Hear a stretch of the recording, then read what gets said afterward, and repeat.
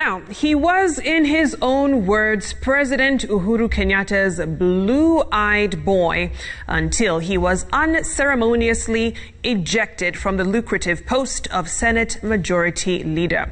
Kipchumba Murkomen, metamorphosis from the Jubilee administration's top cheerleader to President Uhuru Kenyatta's fierce critic, is one of the highlights in the political scene 2020. Now, is Murkomen a restless disciple or a latter-day good governance convert?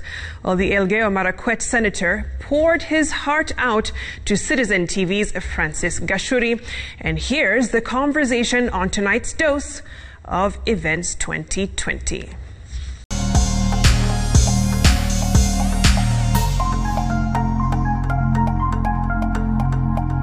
Can you imagine in that, 30 kilometers I did, I did, I think 6 hours? No, I did 3 hours, 12 minutes. Is the up. Yeah, so Nigran, you start. Like for you now, because now umeweka weight kidogo, you can't run. I mean, I can't run. Yeah, so because you will hurt yourself. Well done. What would be your assessment of the year 2020? 2020 remains a very challenging year, but also a year for us to learn a lot of lessons about interconnectedness of the human race and the challenges of globalization. Yeah. If it had happened in an age where there is no serious globalization, maybe this flu would have ended somewhere. Hey, hi. Salama. Very good.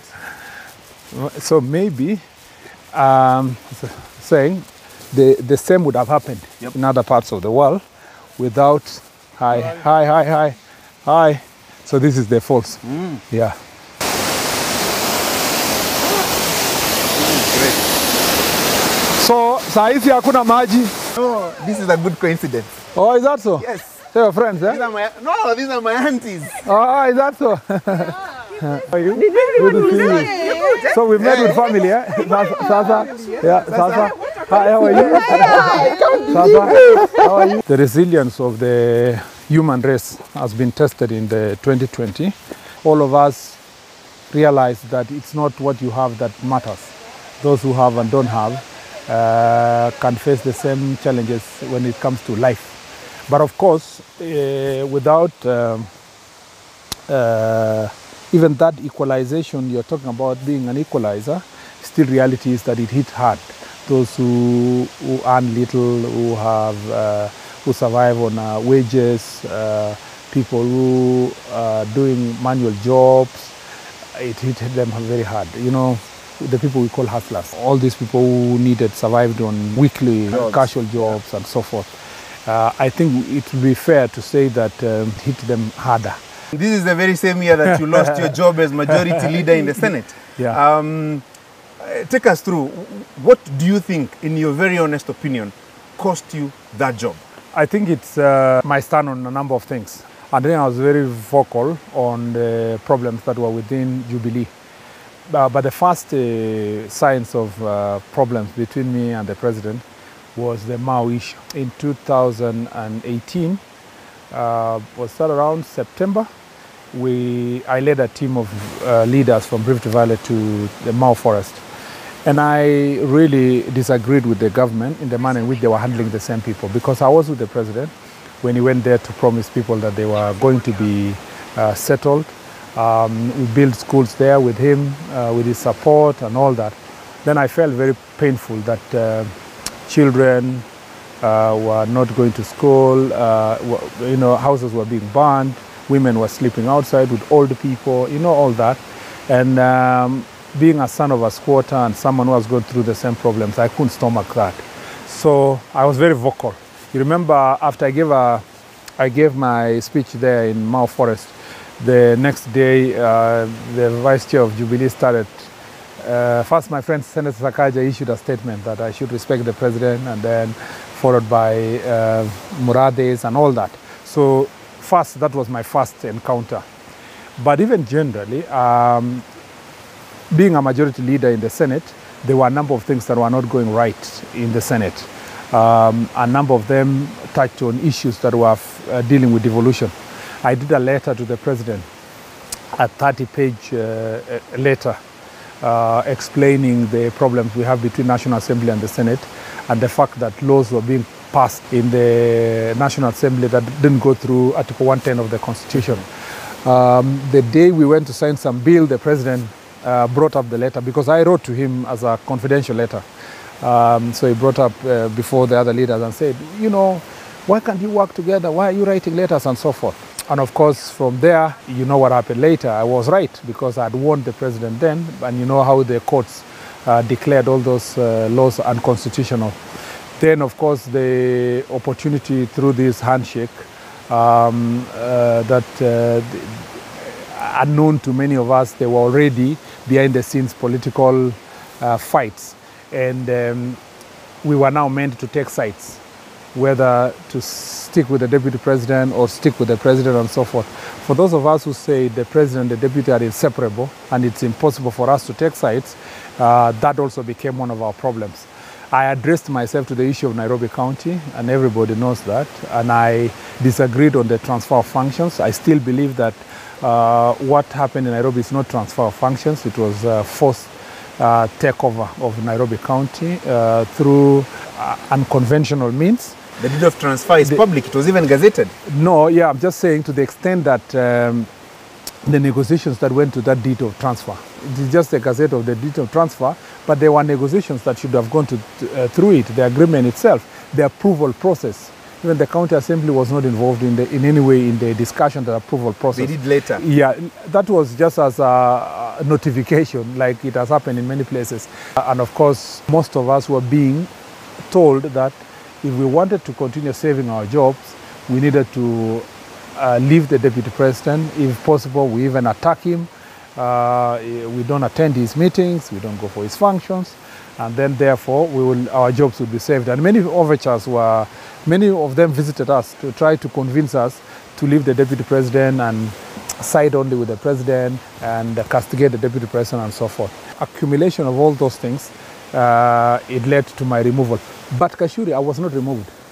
And I must insist, I was not removed as per the Constitution and the standing orders. Not that I harbor any bitterness or I am interested in going to that office, never.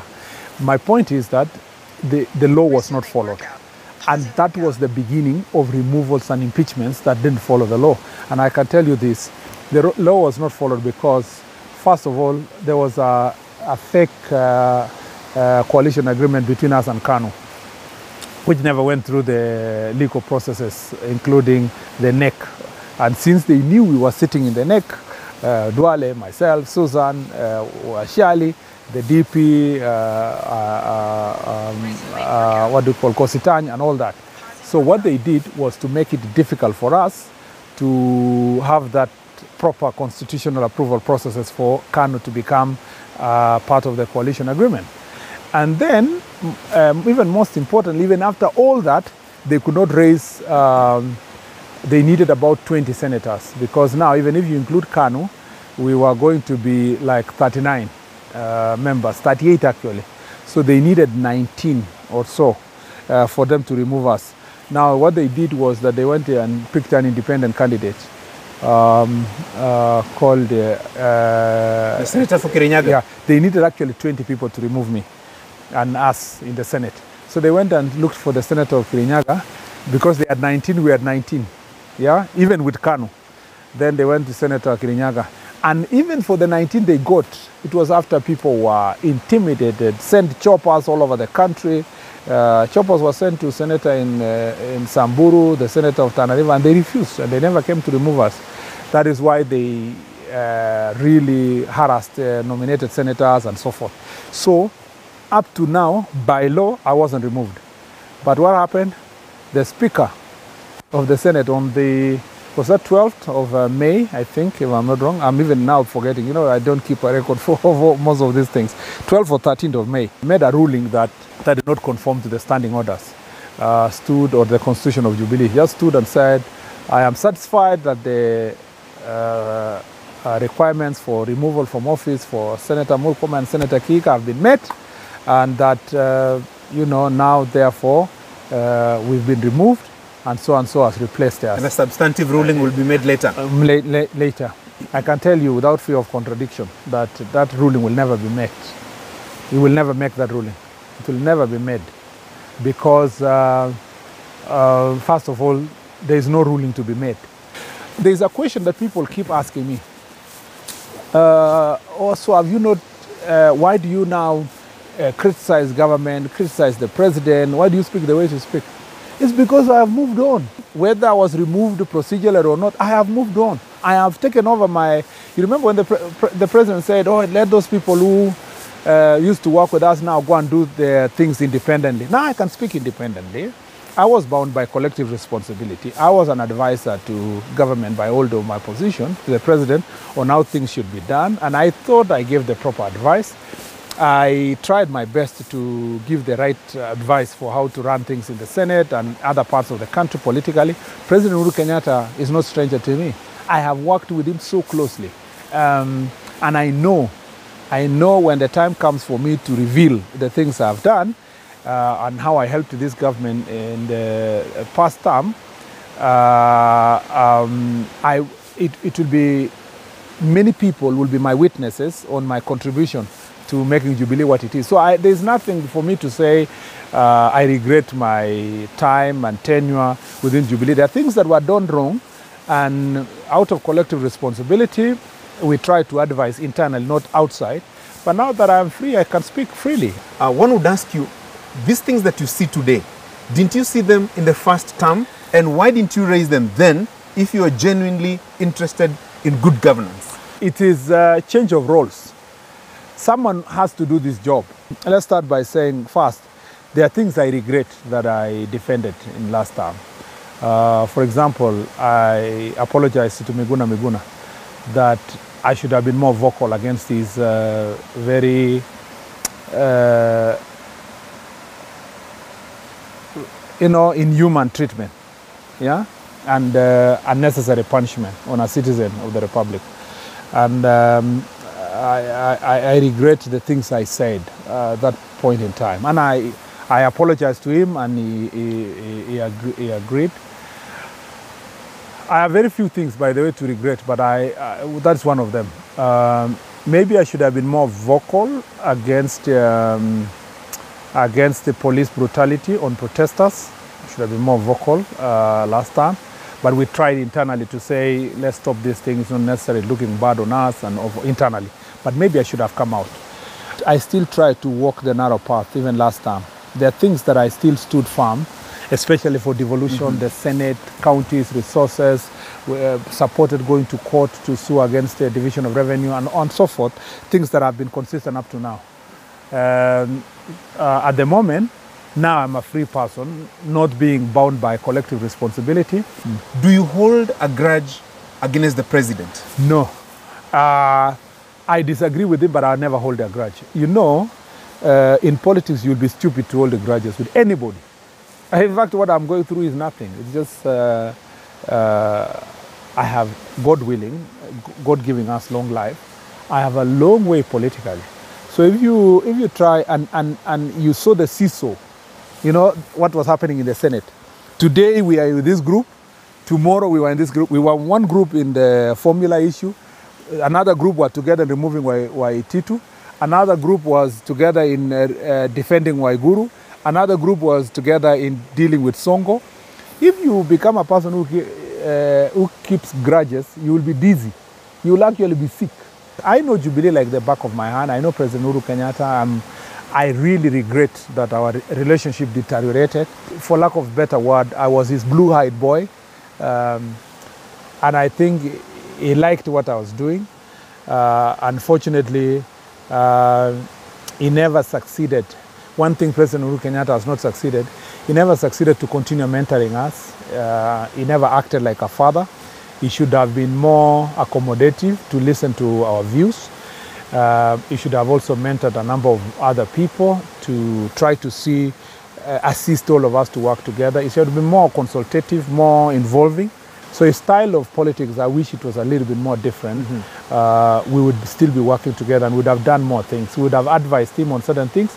he would have advised us on other things, and this country would have been a better place. There's this Greek story of Icarus who Flew closer to the sun. Yeah, who flew too close to the sun. Yeah. And the wax melted. Yeah. Do you think you flew too close to the sun? If I was removed because of fighting over government spoils and so forth, I would feel very bad. Yeah. But because I was removed in principle, there are certain things that I take home from my removal, and things that can involve and inform my legacy in the fullness of time. I don't have any regret. In fact, many people agree that my best political moment could have been after my removal. Yeah, that I managed to be myself again, to address issues as myself, to pronounce my policy position on issues, which may be unpopular at the moment or may not even succeed to convince government at the moment, but at least people know what's my position on matters of impeachment, what's my position on matters of devolution, what's my position on transfer of functions, on question of squatters in this country, on the question of fighting corruption, Aurora and Kimware and so forth. Some look unpopular, but in the fullness of time, I am very convinced that these things will culminate. Was there a personal benefit for you in the construction of the two dams, Arol and Kimorel? And was there any bitterness for the stoppage of the project that probably you felt, I lost something? Yeah. Did you benefit directly, individually as a person? Yes. As a resident of Elgeyo Marakwet, I was going to benefit in sorting out the cattle rustling problem because irrigation was going to happen in the Kerio Valley. A large part of the irrigation was going to happen. It was going to sort my political problems back home, but also leave a big legacy for my people. Unemployment, many of the Elgeyo Marakwet people were going to get jobs, Other than that, monetary benefits, I didn't have any. I didn't even know those. I don't even know those Italians in person. I don't know those contractors and all those kind of people. They were looking for ways to cancel that project. They did what they did to the projects of. But there are people who are in court over the same. There's ongoing prosecution. Why don't they cancel the tenders? There was corruption. Why? Why are we still going to pay for the loans? Yeah. Why has the contract not been terminated? Why can government terminate that contract? Why are the people of Kenya? Why can they recover back the 7 billion deposit that was paid to the Italian contractor? Why have they not terminated the one of Nakuru? It's the same Italian contractor. It's a paradox. It's a lie. It's hypocrisy. And all these things will catch up with our country. The same way Anglo-Leasing caught up with the country. We will pay all those obligations. And there are people who are ready to pay for the money. They prefer the Italians to take the money without the project being in my county. And the question has been, who is in charge of the Jubilee Party? And are you still a member of the Jubilee Party? Yeah. Or are you buying time pending movement to another place? I think we have to be honest. Jubilee Party now has only one owner, the president alone. I don't think Jubilee members still know there's an existing party. And that party itself has been personalized by the Murade and Tuju. And there are no institutions that are still running in that party. Jubilee now exists in paper and in terms of all of us holding offices, of course, pursuant to that Jubilee party. But there is a lot of hard work to bring down Jubilee, and I think the intention is to ensure that Jubilee does not outlive the term of President Uhuru Kenyatta, which is unfortunate because of the investment we made in Jubilee. Regrettably, it looks like we spent a lot of part of the time of 2018-2019 thinking that Jubilee can be salvaged, but it is now beyond peradventure that Jubilee may not be salvaged. Talking about salvaging it, then one would ask you, why are you still a member of that party? Why are you still holding a Senate seat as a result of that party? Why not resign from that party, seek a fresh mandate? Because if the party is beyond salvage, then why stay in it? Since we are the owners of Jubilee, because we are the founding members of Jubilee, we are all owners of Jubilee, but someone is frustrating it. So our efforts is to try to salvage. Because there is a practical decision to be made. If it reaches a stage where that is impossible to salvage, which I don't think it's any possible anymore, we will then make a decision on what next. I think we moved from, the first stage was excitement of Jubilee. The next stage was fear of losing Jubilee. I think now we are at the stage of acceptance that we are likely to lose Jubilee. And maybe the next stage now will be to ask ourselves, what next?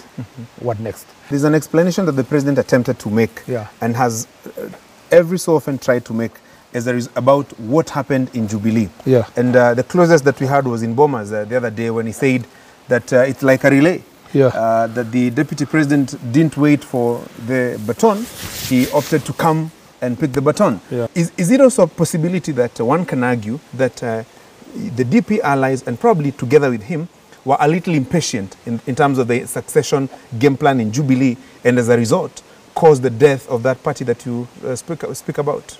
That was not a good analogy, because the only reason why an athlete can go back in the relay, the next person goes back to pick the baton, is either because we are in line 1, and we are running. He wants to give the baton to a person in line 6.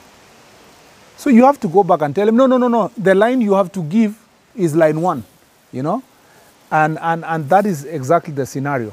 Unfortunately, what the president should accept is that the buck stops with him.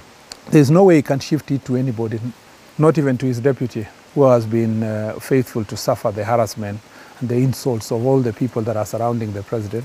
So all these things that the president is doing does not give honor and respect to the office of the president. And it does not also inspire confidence in the future working relationship between future presidents and their deputy. It is also establishing mistrust that you can use and dump your deputy, especially when you reach second term. The deputy president didn't do anything different from last term. It's only that in last term, it was to the benefit of the president, in the sense that deputy president going all over the country, launching projects and so forth, was going to lead to the success of Jubilee, meaning Uhuru Kenyatta would be re-elected. But now that he didn't need a re-election, he wants to frustrate the same tactics so that the deputy president does not benefit from those tactics. Unfortunately, in doing so, he has frustrated the nation. Did you feel that the handshake came to dislodge you as parliamentarians allied to the deputy president and the deputy president individually? Even though the president told us that, this is about cooling temperatures and so forth, he was also trying to settle internal political scores, using Raila Odinga to fight the rest of his members of his party, and then use him as an excuse, and then so that all of us can blame the handshake. So handshake could have happened, and could have happened well, without us being dislodged, if President Uhuru Kenyatta meant well for his party. As time goes by, has become self-explanatory that it had nothing to do with the handshake, it has nothing to do with cooling temperatures. It was more of building one bridge to destroy others and so forth. President Uhuru should have borrowed something, at least from President Kibaki, where even if he didn't want to help his deputy, he should have just left him like Kibaki left Kalonzo to determine whatever happens, to go and deal with political coalition with Uhurus and the like, and make a decision as to where they will go politically. This idea of humiliating, fighting, doing all those things, I can tell you for sure. I mean, in 19 months, Uhuru Kenyatta is not president anymore, and his legacy will now be written. And in terms of human relationship, I can tell you it will be very bad. What do you think about the clamor for amending the 2010 Constitution? First, it was not necessary. It wasn't necessary. It wasn't even a priority. And even those amendments, they are not that consequential in terms of benefits to common Mwananchi.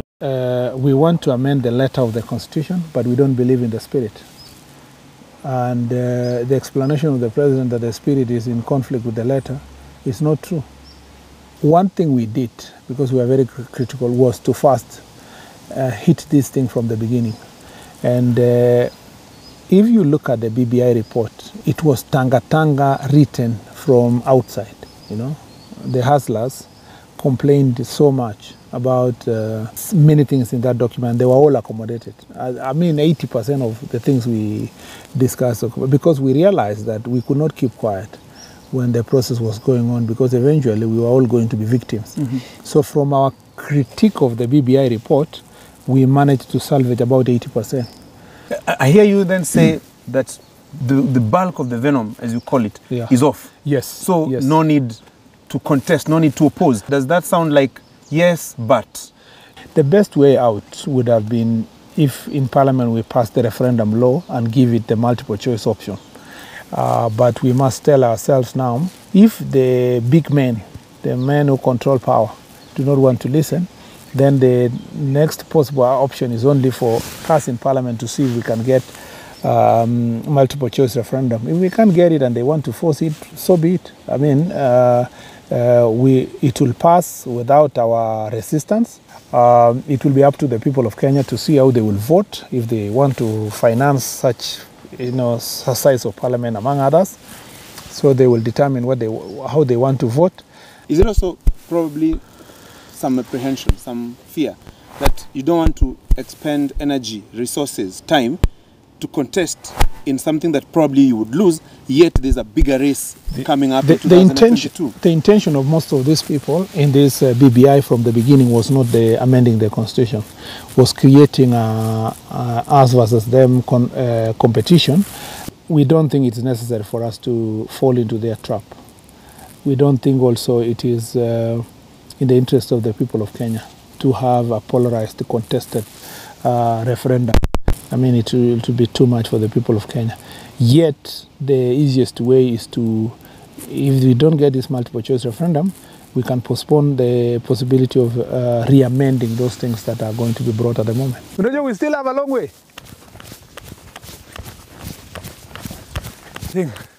Your breathing is good. So the other thing is to ensure you must control your breathing. 6 kilometers. 6 kilometers? Yeah, 6.5. That's good. Kitambi kwisha. Yeah.